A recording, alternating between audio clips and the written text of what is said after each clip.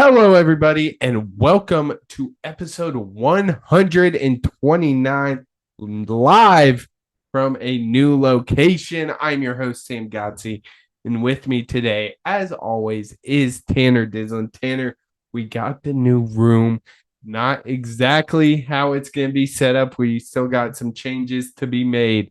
But how you feeling tonight? I tell you what, I'm real excited laying out how we want our let's we're official now with our new studio, right? Yeah. We're laying out how we want it to go. Obviously we're not there yet. For those of you watching on YouTube, you get to see me in a lawn chair. But we're getting there. Some upgrades will definitely be coming in the near term. And yeah, I'm really excited about it. Got some stuff up on the walls and we're moving. We're moving and grooving.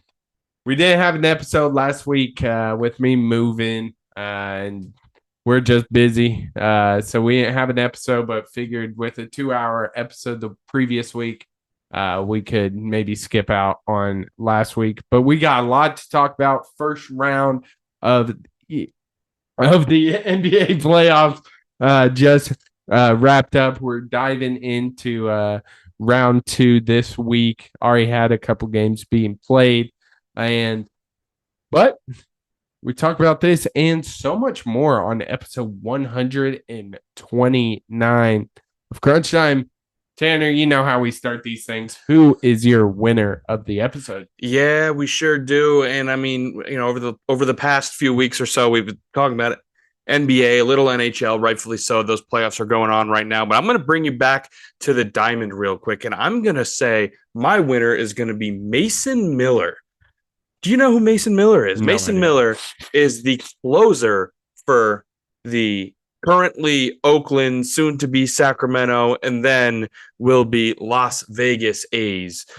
Obviously, they've been the butt of a lot of jokes this year with their moving and the makeup of the team. But Mason Miller, the 25-year-old closer for the A's, currently he has a 1.26 ERA. He has been in 11 or 12 games. He has 8 saves.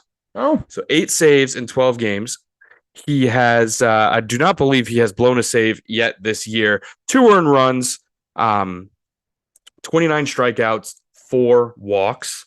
And according to Baseball Reference, which they put together, there's a stat called FIP or FIP, and it stands for Fielder Independent Pitching. And basically what it tries to do is it tries to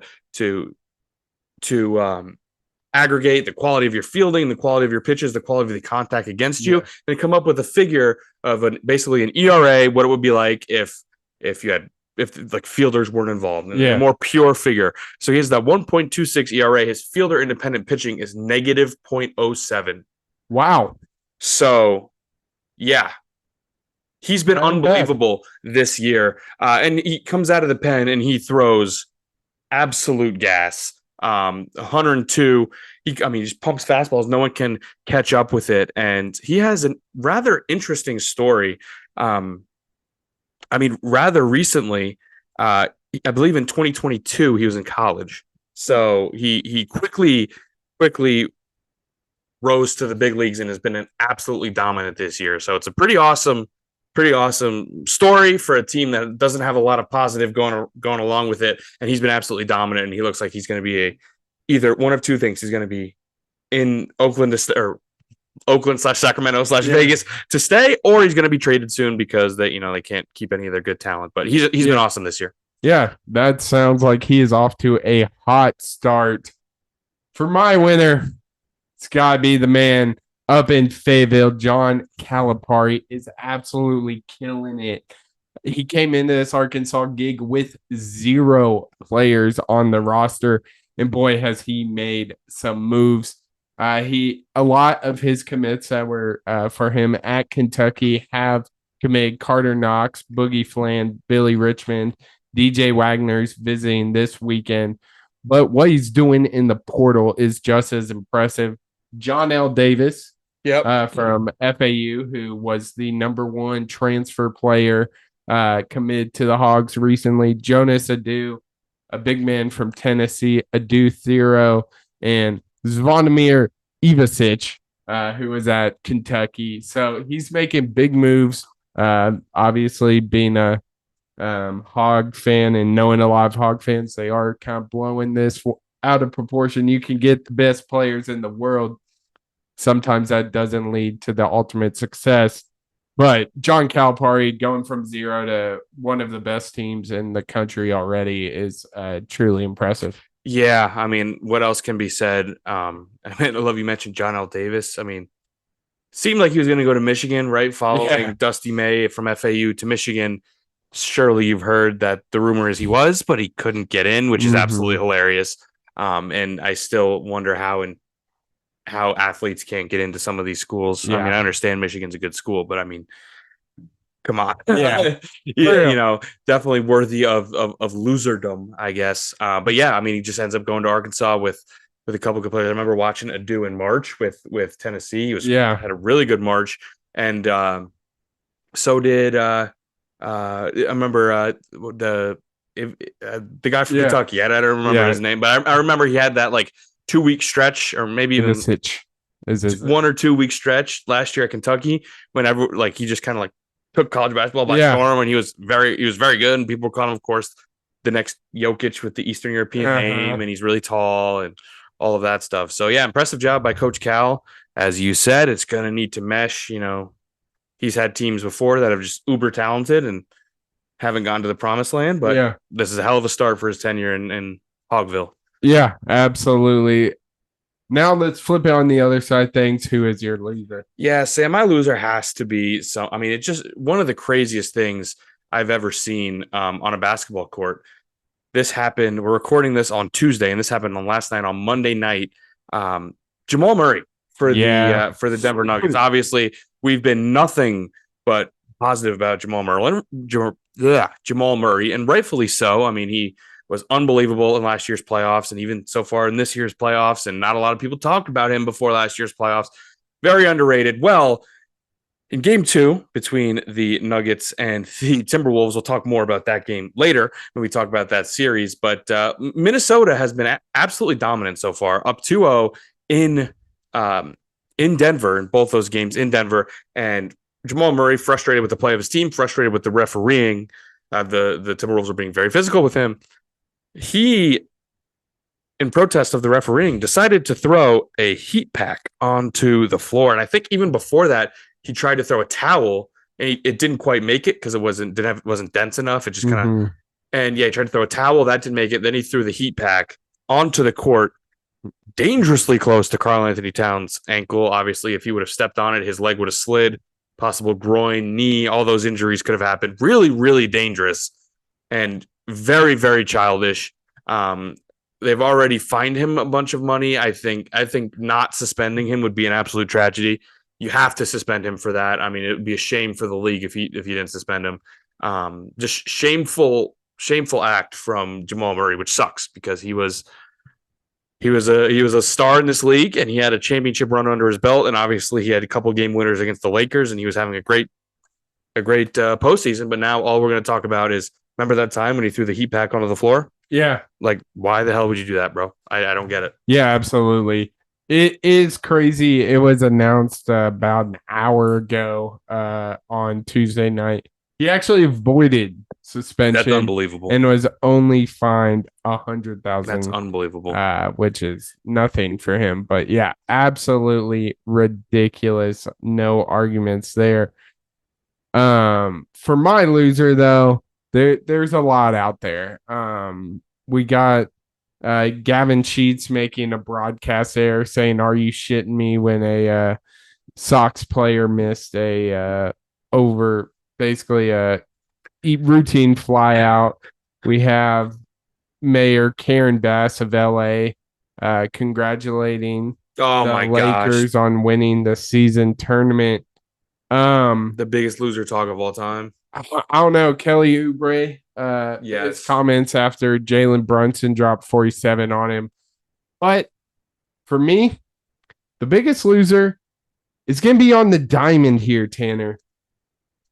By any chance, have you heard of University of Maryland Eastern Shore? Oh boy, I have not. So they have somewhat of a baseball program. NCAA in the MEAC conference. And boy, are they terrible at baseball, man. Oh boy. 0-41. What? 0-24 conference, 0-11 at home, 0-27. I mean, Oh. and the worst part is like these games, they're not playing like top tier talent and they're losing by, I mean, this one, Merrimack, 1-20. We got FDU 8-28. That's a football score. LIU 4-16.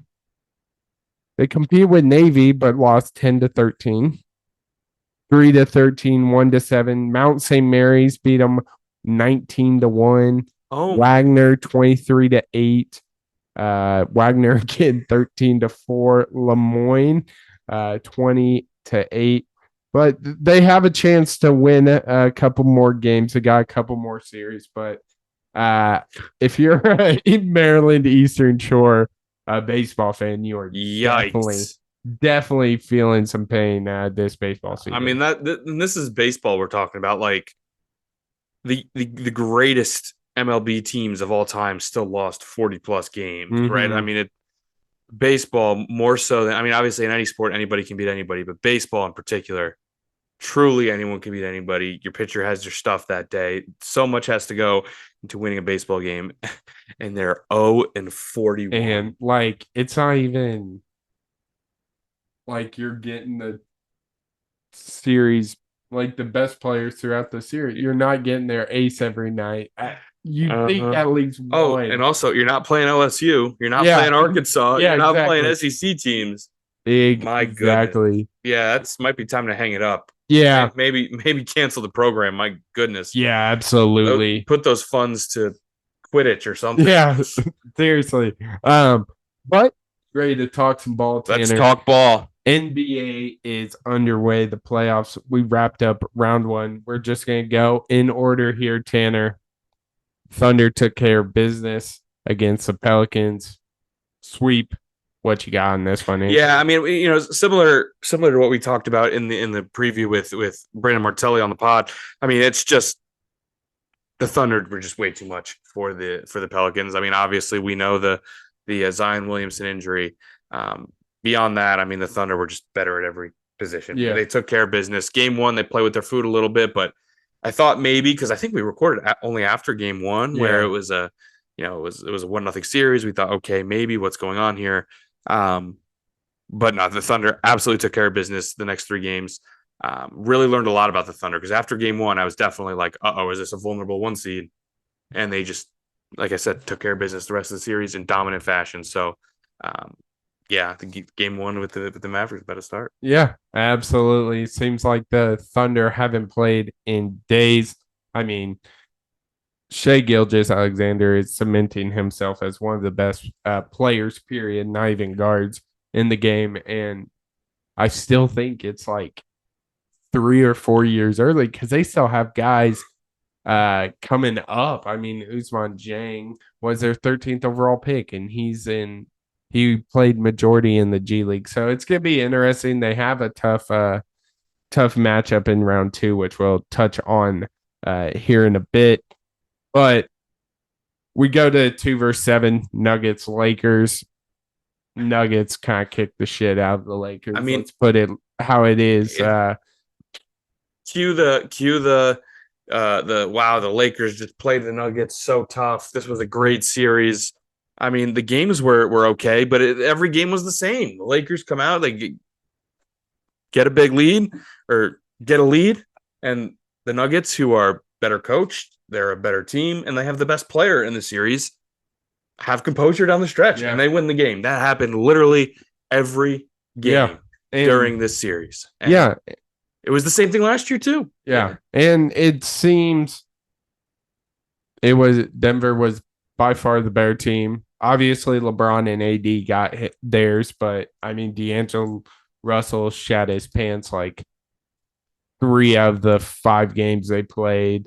Taurean Prince. I mean, I'm pretty sure the Lakers didn't have a bench point in game 4, I want to say, or game 3, game 5 is when they lost, but it was bad. Not surprising. We kind of know who the Nuggets are and how good that team go as far as Jokic and Jamal Murray. And Jamal Murray didn't even play. Tremendous. It was the clutch shots down the stretch, and just again, we talk about the Lakers and how I guess some of the games were tough, but judging by how this Timberwolves and Nuggets series is going, maybe the Lakers aren't the toughest matchup for the Nuggets, like people said. Like, oh my god, there's just stuff like the Lakers would win if they run into the Nuggets every year. Maybe not, because as you can see, the Timberwolves, they're pretty freaking good, too, and clearly a better team than the Lakers. Yeah, absolutely. Speaking of the Timberwolves, son, they kind of shocked a lot of people, especially Brandon. He had the Suns coming back in this one. Anthony said, "Not so fast, my friend." And Edwards is the truth.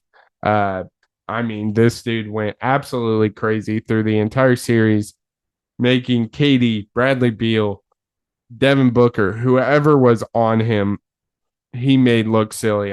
He had 31 points he averaged 31 points, 8 rebounds, and 6.3 assists. He is the best player all series, and that's really why the Timberwolves got this win. Obviously, can't take away from the defense we've been seeing all playoffs, but definitely Edwards making a name for himself this playoffs. Yeah, I'm not sure the Suns and the Timberwolves could be more opposite teams. The Suns, the loading up on the star power and clearly lacking in depth. Clearly not a very good defensive team, a team that just wants to ride out its stars. And a team that maybe wasn't put together with depth and just team basketball in mind. And then you look at the Timberwolves, who are top to bottom, a damn good basketball team. Obviously, they have the star power with Anthony Edwards, but the team built with defense in mind. Jaden McDaniels was unbelievable defensively, and also offensively too. He was great in this series, a key role player for them. Obviously, you have Ant and Cat, who are the big names, and then Rudy doing everything else on the floor. Like Rudy was a damn good ball player when he was with Donovan Mitchell, when he didn't need that to score, because obviously he's not a great scoring big, but when he can just defend the rim, finish dunks, finish layups, like obviously he's a really key piece. And Cat, great shooter, great stretch big. Like the team was well thought out. The team is well built, and the team plays really well at all phases of the game. Something the Suns, all three of those, the Suns did not, and have not, and they made quick work of the Suns. Yeah, absolutely. An absolute travesty to have those three players and to lose in that fashion. Huge failure. The Suns don't have a first round pick for like 5 years or something. That might be an exaggeration, but they don't have a lot of picks. They don't have a lot of cap space. I don't know what you do if you're the Suns. Like, how do you fix this? Yeah, that is a question everyone's going to be asking going into this offseason. But like Ant said, they got KD, we got Jaden McDaniels, and he turned out to be not as crazy as everyone thought he was. He got clowned so hard, and he was absolutely correct. Yeah, and then probably the best first-round matchup on this side of the bracket, the Mavs beat the Clippers in 6 games. Tanner, this one is a wild one. It seemed every time the Mavs won, it was by like 25 plus, but in the short close games, it seemed the Clippers kind of edged out a couple of these. But what were your kind of thoughts on this? The Clippers can't stop being the Clippers. It sucks. Just every single time you're like, wow, this team is good. The Clippers were at one point in the season easily playing the best basketball, the hottest, looked like, hey, this team can really do a lot of damage. Brandon even picked them in his finals when we were doing that preview. They had the makeup of a team that can go far. Paul George, Kawhi Leonard, obviously these players, two-way players, good wing, good scorers, good defenders. Like that should be a team that goes far. And Injuries.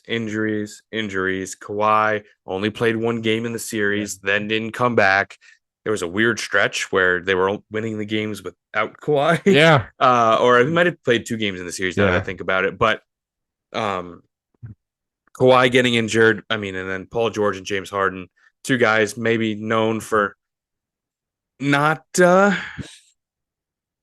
best playoff players in the world, pandemic P, playoff P, all that stuff. There were stretches where Paul George was excellent. You had that one game when the Clippers almost blew like that 28-point lead or something, and Paul George had like 50 or so. 50s, I don't think he had 50, but he had a lot of points, and he hit a clutch step back 3 in the corner. Like, he was excellent. And then of course he has in the closeout game, or the game to stay alive, nowhere to be found, James Harden, classic James Harden, multiple single digit point game. Like, it is just the Clippers and James Harden being the Clippers and James Harden. Injuries and players that don't show up. Yeah, I couldn't have put it better than you. But on the Mavs side, man, Kyrie Irving. Yeah, he was excellent. Still he a dog. Excellent. Still a dog. Let's put it how it is. Luka did not play great this series. And Kyrie just said, give me the ball, get out of my way. I'm going to go get buckets. And that's exactly what he did. It was like vintage Kyrie, like when he was with LeBron, just hitting big shots after big shots. And it's huge when you got a guy that can complement Luka, and if he's having a bad night, you have a 1B option, and Kyrie's got to be one of the best of them. So, yeah, Kyrie dominant. They're playing the Thunder right now in their first game, so that's going to be a fun series. We'll hop into that later. But let's go on the other side of things, Tanner.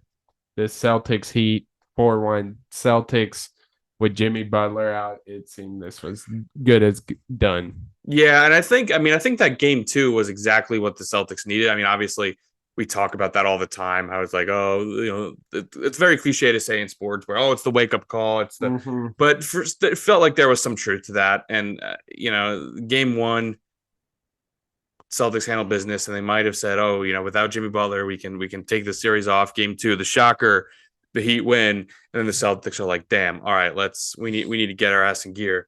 And won the next 3 games by like 20 plus 30, like insane. So yeah, to me, this was a story of the once the Celtics realized, hey, we need to make sure we don't choke this away. It was over. Yeah, absolutely. Now to 2-7, the best first round matchup involved your New York Knicks and the Philly 76ers. Tanner, Jalen Brunson, let's put it how it is, did not play well these first couple games. And then he said, I am that guy. I've been that guy all season. 40 point after 40 point after 40 point. Talk to me about your New York Knicks and how they got done this series. Yeah, this was an absolute dogfight, bar fight, however you want to put it. This was a brawl. This was a grueling series. I may have lost a couple of years off my life from this series. Every game was down to the wire. But it was the way Jalen Brunson bounced back. He was awful in the first 2 games. Obviously, the Knicks won those games, so it kind of felt like you're playing with house money there. But I think the key term in this for honestly both teams a little bit, but more so the Knicks, obviously, because they ended up winning the series, is bounce back.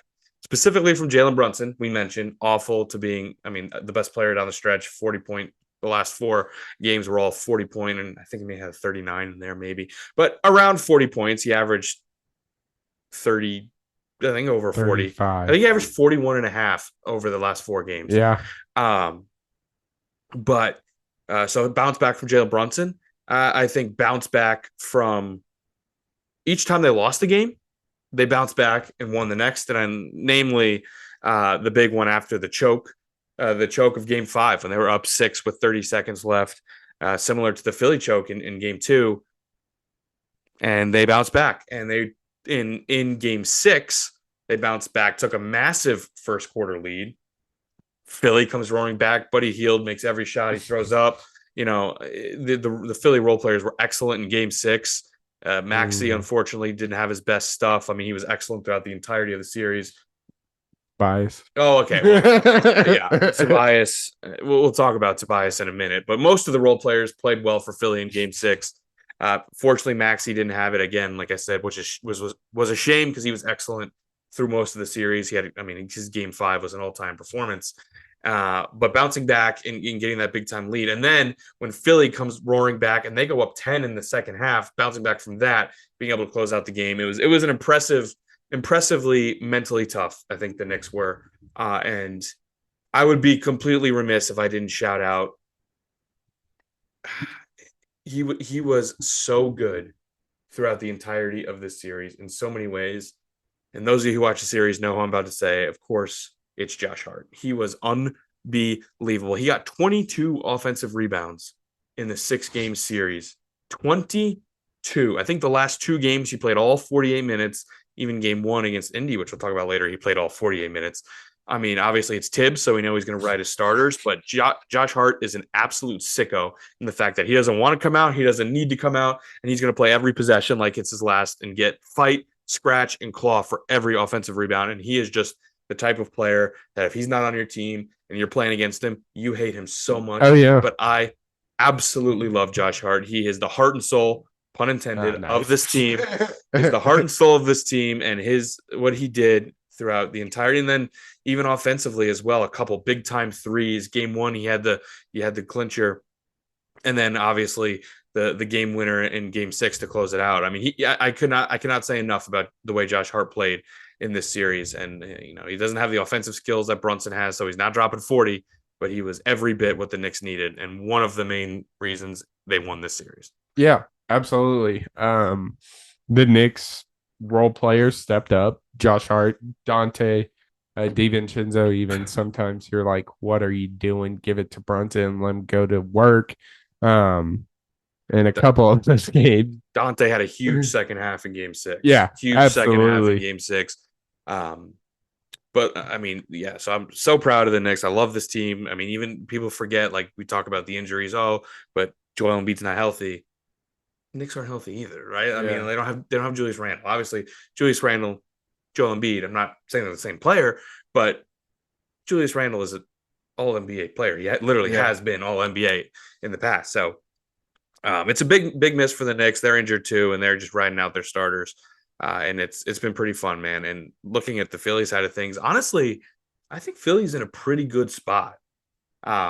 Let me know if you disagree with any of this, but I mean, obviously Joel Embiid is Joel Embiid. His health is going to be the biggest issue. Yeah. Tyrese Maxey's an absolute star. He's an absolute star. I think even as he gets older in the league, gets more experienced in the league, he'll be able. I think his only problem is he's too fast for his own good. Yeah. And sometimes around the rim, he's not able to go into contact as some other people, and leads to not as favorable a whistle, it looks like, just because he's too fast and he's fading and he's going, fading away from the bucket. But he's an absolute star, and he's young and he's awesome. And I think Philly has a decent set of role players. Tobias Harris is coming off the books, and my goodness, is that one of the worst contracts? I mean, it's up there. It's up there for sure. I mean, I cannot believe that instead of signing Jimmy Butler, they signed Tobias Harris to that max deal. I mean, just an unbelievable decisions being made. It's definitely up there for one of the worst. But I mean, he was good for the Clippers. Like, he was great for the Clippers. But it's just crazy because, like, I kind of understood it at the time. Because when you think of worst contracts, like, 2 that popped up into my mind were Luol Deng for the Lakers, and then Timothy Mozgov. So, any number of Chandler Parsons, Nick Batum, I think had a big time one at one point. Gordon Hayward after his ACL. So it's just crazy. But if you're giving that dude that much money, across this series, he only averaged 9 points, 1.5 or 7.2 rebounds, 1.5 assists. We talked about with Brandon, you need kind of that third guy, and the 76ers could not find him, whether it's Oubre, whether it was Tobias Harris. They didn't get that consistent third player. And like you mentioned, uh, the role player stepped up for the Knicks, and that's how they got done in this one. No doubt. Moving on, let's talk about this 3-4 or 3-6, excuse me. Bucks, Pacers, Bucks had a lot of injury problems in this one. Giannis, Dame, Bobby Portis getting ejected when they only had like 6 players. Pat Bev being his little crazy self.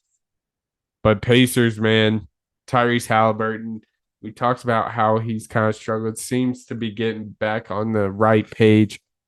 Miles Turner, kind of the forgotten hero of this team, but kind of give me your thoughts on this one. So this Obviously, series. obviously, the story of the series is injuries. We have to talk about it.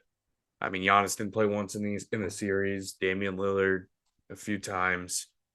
Missed a few games. I think he came back and played in the closeout game, which they lost in Indy. But yeah, injuries are the main story here. We definitely have to talk about that, and the series definitely goes differently. I don't know who wins. I don't know if Indy loot. I don't know who wins if everybody's healthy, but it's probably not going the way it did. So Yeah. that's worth mentioning. But holy crap, is Indy fun? They are such a fun team, and obviously they're playing the Knicks next, and so it's hard to watch that game and enjoy their fun play style when they're playing your team. Um, but yeah, I mean, they're so fun. They score so many points. They get out and they run. Obi Toppin on the fast break he is unbelievable. Even in game 1 versus the Knicks, he had a few just unbelievable breakaway dunks. Yeah. He did his famous between the legs. He did it so many times at MSG when he was a Knick. Obi Toppin runs the floor like no other big in the league. Same with Miles Turner. I mean, they're so fun to watch offensively. They don't tend to play a ton of defense. Also adds to how fun they are. Some of those scores get up there. I mean, Neesmith himself is a pretty good on-ball defender, and I think he took a majority of the guarding Jalen Brunson duties. But just if you want to watch just a really fun offensive team, go watch the Pacers. Yeah. Because they can do basically anything they want on the offensive end, and it's like I said, it's fun. It's just fun to watch. Yeah, absolutely. Moving on to this next series, not a lot of fun, if we're being honest here, Tanner. It did go 7 games, but was absolutely disrespected. I think every game was on NBA TV with like 2 1 o'clock games. Mm-hmm. And that is, of course, the Cavaliers versus Magic. Tanner, this one wasn't a lot of fun. I'm gonna be honest. Honestly, watched maybe 2 quarters of the series. Yeah, me too, but if I'm honest. Cleveland won this one 4-3. I mean, these games are consistently close. It just seems like the team with the better player, more experience, won out in this one. Yeah, I mean, it seems. I mean, I'm impressed by the fight from the Magic, falling down to. I mean, no road team won in this series, so that kind of the series doesn't start. I'm still waiting for it to start. We're still, but every home team won, so definitely the story of home court advantage is big time in this. But I am impressed with the fight from the Magic. From the Magic side of things, Paolo's the real deal. Yeah. Paolo's the real deal. He was magnificent in this series. He's 21 years old, 22 years. He is obviously still very young, and he is excellent. He's a really good player, and he should be the future. I mean, obviously is the future in Orlando, and they should do anything they can to bring in some help because offensively, this team struggled. Now, I know both Cleveland and Orlando, both good defensive teams, and that showed in some of the scores, multiple scores under 100 for both teams. But offense was at a premium in this. Defenses were really good. I mean, you got to talk about Donovan Mitchell. I think he had a 50 burger in there. Yeah. He was excellent in game 7 as well. Still as an elite scorer in the league as we have. Seemed like it was him and Paolo going back and forth, but Darius Garland, Evan Mobley, were just enough. And Yeah. when the Magic didn't really have that, they had some injuries too. I think Jalen Suggs missed a game or two, and maybe wasn't fully 100% in some of those games. But yeah, Magic need to get Palace some help, and the Cavs did just enough to win the series. Yeah, it was. I mean, like I said, Donovan Mitchell was the best player, and that's really why Cleveland ended up winning. But don't be surprised if the Magic are in this spot next year. Yeah, they are extremely young, but they got some solid pieces. Obviously, you highlight Paulo, however you say his name, and Jalen Suggs. Those are two solid pieces you can build around for sure. But you ready to talk? Move on to the second round here, Tim. I am. Bring it on. So we're gonna start with kind of the first one that kicked off the second round. Already 2 games in, Minnesota, kind of shocking the league, shocking the casuals, shocking everybody. 2-0 lead over the defending champs, the Denver Nuggets. Tanner, talk to me about this one.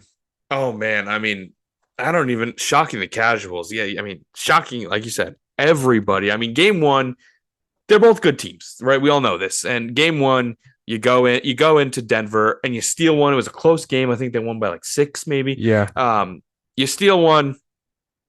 Okay, it's you're like the series obviously started because the road team won, but when you're looking at the score, nothing from that is just like holy crap. What happened here. They won by 7 is what I was double checking. So they go out and steal one. Okay, we knew it could happen. Surprising, but we knew it could happen. The big shocker was Monday night, where the Timberwolves beat the living crap out of the Nuggets. Yeah. This was the game I mentioned before with the Jamal Murray issues.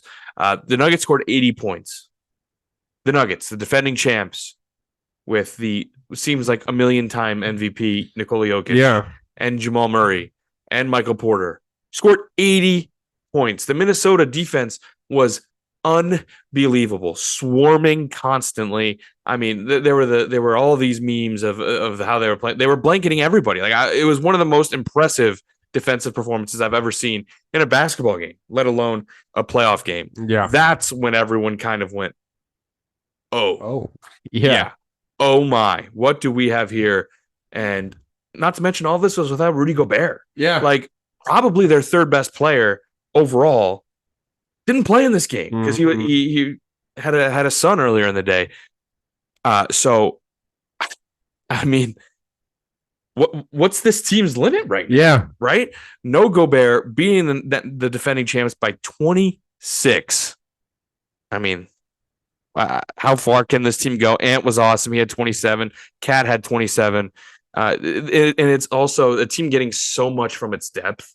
I mean, Naz Reid coming off the bench, Nickeil Alexander-Walker. I mean, I remember when he was traded twice in like a week at the deadline, thinking like, "Oh man, poor guy. He was the player to be named later. The money, even this guy's playing meaningful minutes for the Timberwolves, a team that is absolutely thrashing opponents right now. He's been incredible. Obviously, we have we talked about Jaden McDaniels from they have Kevin Durant, but we have Jaden McDaniels thing from Ant. He's absolutely right. Jaden McDaniels been awesome. Like it's crazy how well put together this team and how they're getting consistent contributions from their depth, from their role players, and of course their stars too. Yeah, all around a impressive performance. I think I want to highlight an aspect of the NBA that doesn't get talked about enough. I mean, you kind of mentioned how dominant this team was defensively, but let's put some numbers to it. Michael Porter Jr., 4 for 12, 1 for 7 from 3. Nikola Jokic, I mean, he had 16 points, 16 boards, I say. He shot 5 for 13. KCP 2 for 6. Jamal Murray had probably one of the worst games all season, 3 for 18. Yeah. Reggie Jackson 1 for 6. I mean, all around just absolute clamps on all their players. And without their best defender and Rudy Gobert. That it just when I heard Rudy Gobert was out tonight, due to the birth of his son. I was like, all right, Nuggets gonna win by like And 50, especially 50. after the wake up call from Yeah, game one, you stole one. It's like, okay, now we need to handle business. Not what happened at all. not what happened. And more numbers to it. Denver's leading scorer. Did you happen to see who it was? Like, who do you think it was? I saw it. Aaron Gordon. Duh. So Aaron Gordon had 20. He was the leading scorer. Guess what his plus minus was? Oh Lord, I'm gonna say not good. This is the leading scorer. Minus 33. Minus 33. So, yeah, I think that's a recipe to win basketball games. What do you think? Yikes. Yeah. That is not great, but absolute dominating performances game 1, game 2 of the Timberwolves. They're getting Rudy Gobert back. People are starting to wonder. And going back home now. And that place, I mean, obviously Minnesota sports, as starved as they come, from fandom, and two wins on the road against the defending champs and one like that in game 2, like that place is going to be rocking. Yeah, it makes you wonder how far can this team go? Because, like you said, Tanner, it's not just Ant and Cat doing it. You have 14 from Nickeil Alexander-Walker. You have 14 from Naz Reid. This team's incredible and incredibly fun to watch. We're going to go to the games that have already concluded. We have the New York Knicks taking care of business. Game 1. Your thoughts on this one? Yeah, I'm a little worried for the series. The Knicks are just, we mentioned injuries. They just have a real lack of depth. Yeah. Mitchell Robinson now is hurt and going to be out for the rest of the series, probably the rest of the playoffs. Bojan Bogdanovic, he's already committed to surgery and he's out. And then of course Julius Randle. Right now, I think we're going 6 deep, and it might go up to 7. Because I think with Mitch out, we'll probably have to play. Precious Achiuwa in some minutes, and then especially with Hartenstein's tendency to enter some foul trouble. Goodness, I'm sure maybe it'll be a little different. We're not having to play Embiid for a whole series, but yes, I mean in game 1, this may shock you. He had a little bit of foul trouble against Miles Turner, but anyway, you are absolutely right. It's just the depth is a big issue, and the Pacers are the exact opposite. They got fresh bodies in constantly. They have Nembhard, Nesmith. You have your Miles Turner, and then you have your starters, and then Toppin coming off the bench. They love to run, and they have fresh bodies that come in constantly, and that is a recipe for disaster for a Tibbs team that likes to rely on the starters. And Josh Hart logging 48 minutes. I think Jalen Brunson sat for maybe like 5 in the game. Yeah, 43 minutes. Yeah, 43. Just constant minutes for your starters. It's not a good recipe. It's just not. So yeah, I'm worried. I'm worried about the longevity of the series. I might have to see some Alec Burks minutes, who'd been out of the rotation for a while. Just to give people rest. And I think winning game 1 allows you to do that. More so if you lost, then you're kind of pressing for to get back in the series. But yeah, I mean, and switching on the Pacers side of things, Pacers fans, I genuinely feel for you. I mean, I think you have a gripe with the refs. Oh yeah, way bigger than any Philly fan ever had. I mean, last 2-minute report be damned. I still can't believe that they were so. I didn't think the reffing at the end of game 2 was all that bad, to be honest, between the Knicks and the 76ers, but the reffing at the end of game 1 was awful. Yeah. The moving screen on Miles Turner, just a really brutal call, and then the kickball that wasn't. That sucks. The Knicks are fortunate to have that game 1. So I feel for you, Pacers fans. I do think you got a little bit of a hose job from the refs, but Knicks took care of business, I guess. Yeah, absolutely. Luckily for you that this is nothing new to your starters. They're used to playing 40 minutes a game. But, I mean, like you said, this team on the Indiana side loves to run and gun, and they got the players to do it. Obi Toppin, Tyrese. Pascal Siakam, we haven't even mentioned I knew him. I was missing somebody. I was like, He who had might have mentioned? 19 points Yeah. game one. Miles Turner. I mean, even TJ McConnell had Oh 18 my gosh, TJ over two McConnell. games. That's someone else. I my failure to mention is malpractice. I mean, TJ McConnell was excellent in that basketball game, Yeah. and just absolutely carved the Knicks up. And yeah, finding an answer for TJ McConnell and that TJ McConnell, Nemhard, Obi, all that depth is really going to be the Knicks, Obi Toppin, and the Knicks bench player, or not Obi Toppin, the Knicks, Tom Thibodeau, and the Knicks role players really have the work cut out for them. Yeah, absolutely. Speaking of teams that have their work cut out for them, we got to talk about this Cavs Celtics. Celtics beat the crap out of them 120-95. It was very clear who the better team was. We all knew it coming in, and Boston just proved it once again. Yeah, I mean, does Cleveland have a chance? In the series? No. I mean, they may get one because it's basketball, and Donovan Mitchell has the ability to get hot like anybody, anybody in the, as well as anybody in the league is what I'm trying to say. So yeah, maybe they get one. But yeah, nothing Boston, crazy here. Boston is an absolute buzzsaw. Yeah. Right now. And it's going to be hard to see anyone in the East taking down them. Yeah, for sure. They're incredible. And then this game's going on right now. The Thunder versus Dallas, 29-27. Seems it's going to be back and forth all series. Giddy with that freaking beautiful three. And Kyrie doing what he does best. 29-29, 10 minutes left, second quarter. What are your thoughts on this one? I mean, this is going to be a competitive series. Two of the best guards in the game going bucket for bucket with each other, and Shea and Kyrie. And then can the Thunder contain Luka? I think we can with Jalen Williams, Case and Wallace. We have some pretty good defenders on the team.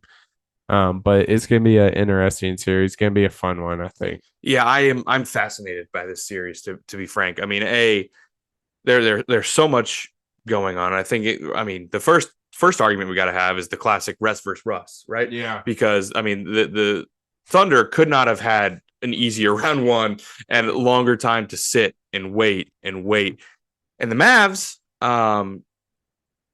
played a 6-game series against the Clippers, and at no point did it really feel like the Mavs were like, I mean, obviously they lost game one, so maybe, but at no point was it like, did it feel like Knicks 76ers, where everything was at stake, where it was, punches thrown after punches thrown, in terms of just like runs by teams and physicality. And yeah, I mean, and they kind of had a more comfortable end to the series than some other teams. So just enough to keep the legs fresh, keep them moving. So yeah, rest versus rust, big time storyline coming into this game. And the Thunder are just such a weird team. Like cruise control through the regular season. No one's talking about them at all in the Western Conference.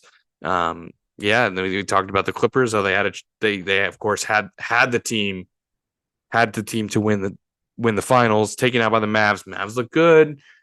Kyrie and Luka, obviously, they're going to be two of the best three players in the series. Yeah. And will the Thunder have the firepower to compete with them two?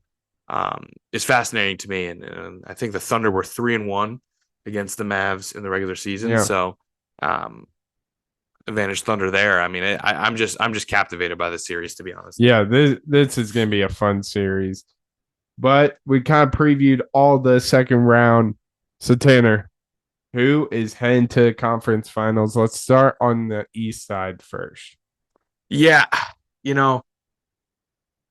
out of all the things I can be, why not be an optimist? I'm just gonna go with the Knicks here, man. I think they are the better team. The Pacers, as I mentioned, their depth, their ability to play at high pace. I mean, the Knicks can play that way. The problem is going 7 deep for 7 games. Maybe not a recipe to play that way. So I do think the Knicks are the better team, and I do think they will be able to get it done. Jalen Brunson is the best player in that series, and I think he will continue to be the best player in that series. I mean, obviously, in the 1-4, Celtics are on cruise control. Yeah. I got the C's and the Knicks in the Eastern Conference Finals. Unfortunately, I think the Knicks run ends there. The Celtics are just too damn They're good. so good. Just too damn. Yeah. And on the other side, Thunder Mavs, who you got? I still don't know who I'm gonna pick in this Thunder Mavs series, but off of one quarter, I'm gonna go with the Thunder. I think this could be another series like Cavs Magic in that home court advantage is just gonna be so massive. And being able to have that in Oklahoma City's favor is huge. So I'm gonna go the Thunder. I do think it's gonna be a great series, 6 or 7. Maybe a game 7 win at home for the Thunder. And then right now it's really hard not to ride these T-Wolves, man. Yeah. And I think I'm gonna do it. I think I'm gonna ride the T-Wolves, take down the Nuggies. And then I'm sorry, I think the T-Wolves might continue that hot run. Dude, how can you not take down the Thunder and right head now to the finals against the Boston Celtics? Yeah. I think I'll start with the Pacers Knicks. I got the Knicks in 6. I think it's going to be a competitive series, but I think the Knicks are going to pull it out towards the end. Celtics Cavs. I think it's going to be a gentleman's sweep. I do think Donovan Mitchell just has one of those games where he goes crazy. I actually have both of these series in the West going 7. I do think, like you said, the Thunder having that home court advantage will play in their favor. And then the T-Wolves, dude, they are a force to be reckoned with, highlighted by Amp, but people aren't talking about the role players as they should. I mean, they have 2 absolute lockdown defenders in Nickeil Alexander and Jaden McDaniels who can guard basically anyone 1 through 5, and that's going to be huge against this Nuggets team. We saw it in game 1 and 2. I mean, this team is shutting down some of the best in the NBA. So I got Thunder versus T-Wolves, Knicks versus Celtics. I agree with you, Tanner. Celtics are just that They're just good. too good. They're just too and good. then I got the T-Wolves. Damn, so you got the same Thunder, stuff, man. huh? I've said it since series has been since the playoffs. I just think it's a couple years too early. You absolutely did say that. I mean, I'd love to know how many playoff games in any of these players. I'm sure Gordon Hayward's probably leading, and he probably doesn't even have that many. I assume Gordon and Shea are the only ones that have any, right? On the roster. Yeah, honestly, unless I'm forgetting some, or at least certainly anyone in the rotation. Yeah, but it's gonna be fun. I'm looking forward to this. I mean, this is pretty obvious, but this West Side, man, it's gonna be so fun to watch. They're gonna be. I just don't see any team getting absolutely shimbopped, but we obviously saw that one. Yeah, the T-Wolves. I was gonna say right now the Nuggets are on Schmeng Bop watch. They're on Schmeng Bop watch. Exactly. So. But anything else about these playoffs, man? They've been up and down. I'd say not the greatest playoffs, not the worst we've seen. Some late 6-game series, 7-game series, but we also got some absolute beatdowns, including Brandon's Suns, which I thoroughly enjoyed. But any more thoughts on what has happened so far and what we got to look forward to in the future? Yeah, I think up and down was a good way to put it. I mean, you had some saviors, like obviously Knicks 76ers was an awesome series. Clippers Mavericks was an awesome series. You have your T-Wolves Suns, you have your Thunder Pelicans, you have your Cavs Magic, which went 7 is somehow not talked about as a great series because it just wasn't. Yeah. But yeah, I mean, I think the second round is about to deliver, and certainly, we have a little bit of a weird scenario going on in with Minnesota and Denver, but game 1 between Knicks and Pacers is, I mean, the only other game, I guess, Celtics and Cavs just went final today, but entering today, the only other series to play the game was Knicks Pacers, and that game delivered. Yeah. And then Celtics obviously are just too good. So I think specifically Thunder, Mavs, Knicks, Pacers, those will deliver. Yeah, absolutely. But that will wrap it up for episode 129. It was a NBA filled episode. We're going to be talking about that a lot. We do have some NHL update. The Hurricanes and the Rangers game 2 tied 3-3 with 11 minutes left in OT. The other game going on is Dallas, Colorado in the first period, 2-0 Stars. So if you don't watch hockey, definitely tune in for the Stanley Cup because it's absolutely electric. Yeah, and truthfully, right now, as he said, Rangers, they're in overtime. Carolina's on the power play. Overtime in the NHL playoffs is the worst thing ever. Yeah. To be a fan. I mean, obviously it's awesome. It's super, but when your team is in overtime, you want to die. Yeah. Constantly.